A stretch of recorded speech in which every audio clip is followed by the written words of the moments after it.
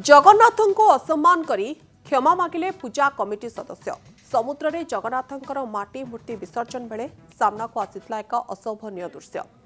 महाप्रभु को पानी रे विसर्जन करबा बेले ट्राक्टर उपरु ठेली देथिले दुई जण युवक। जो दृश्य को देखि प्रति ओडिया असंतोष प्रकाश करथिले। ए घटना को नै क्षमा प्रार्थना करिसेंती भोगराई आध्यात्मिक कमिटी।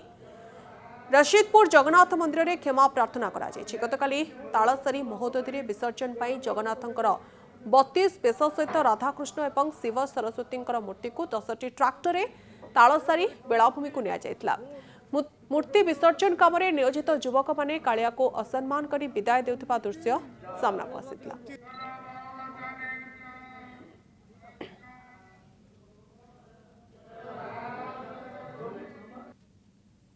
प्रभु जगन्नाथ आमर समस्त को कमिटी समस्त को आमको क्षमा कर दिंतु।